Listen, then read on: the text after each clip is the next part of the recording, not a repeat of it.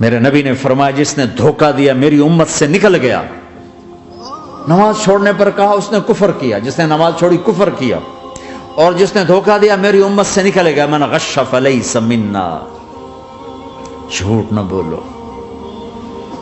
دھوکہ نہ دو، سب کچھ چلا جائے جانے دو، سچ کا ساتھ نہ، سچ کا ساتھ۔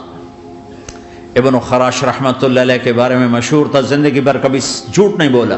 حجاج کا زمانہ، ان کے دو بیٹے حجاج کے خلاف جنگ میں شریک ہو گئے، پھر ان کو شکست ہوگی، وہ بھاگ گئے، پھر چھپتے چھپاتے گھر پہنچ گئے، سی آئی ڈی نے بتایا کہ وہ گھر آ گئے، تو حجاج نے کہا آج ابن خراش کا امتحان لوں گا۔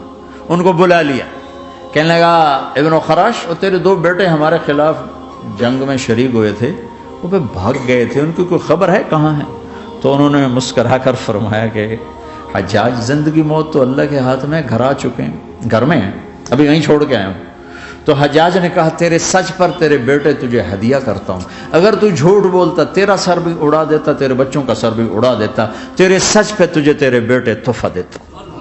مسلمان جھوٹ نہیں بولتا، چند پاؤنڈ کی خاطر تم کاغذات میں ہیرا پھیری کرو، ڈرو اس دن سے جس دن اللہ کے سامنے کھڑا ہونا ہے۔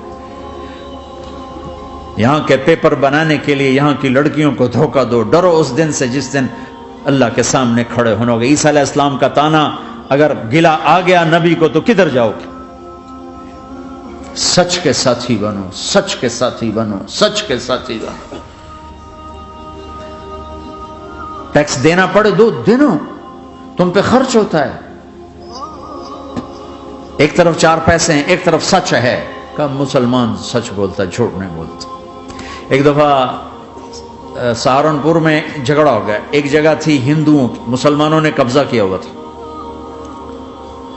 تو ہندوؤں نے کیس کر دیا، انگریز کا زمانہ تھا، عدالت میں۔ وہ مسجد بنانا چاہتے تھے، ہندو مندر بنانا چاہتے تھے، تو دونوں طرف بات تپی ہوئی، تو آخر وہ جج نے کہا بھائی کوئی ایسا آدمی ہے، ہندوؤں سے کہا، جو گواہی دے دے تو اس کی گواہی تم قبول کر لو گے؟ اور مسلمانوں سے بھی پوچھا، تو ہندوؤں نے کہا جی ہاں، مفتی مظفر حسین صاحب اگر گواہی دے دیں کہ زمین مسلمانوں کی ہے تو ہم دے دیں گے۔ تو مسلمان بڑے خوش ہو گئے، مفتی مظفر تو آخر مسلمان ہے تو ہمارے حق میں گواہی دے گا، تھا ان کا قبضہ ناجائز۔ تو جب وہ عدالت میں تشریف لائے، مسلمان بڑے اطمینان کا، ہن جناب ساڈے حق وچ فیصلہ ہونا، چونکہ آج کل صرف سچ کو کون دیکھتا ہے۔ تو انگریز جج نے پوچھا ہاں جی مفتی صاحب آپ کیا کہتے ہیں؟ فرمانے لگے دیکھو جج صاحب، یہ زمین ہندوؤں کی ہے اور مسلمانوں نے قبضہ کیا ہوا ہے۔ تو مسلمانوں نے گالیاں نکالنی شروع، وہ یہودیوں والا بن گیا نا، گالیاں نکالنی شروع کر دی۔ تو انگریز جج نے کہا آج مسلمان ہار گئے اور اسلام جیت گیا، آج مسلمان ہار گئے اور اسلام جیت گیا۔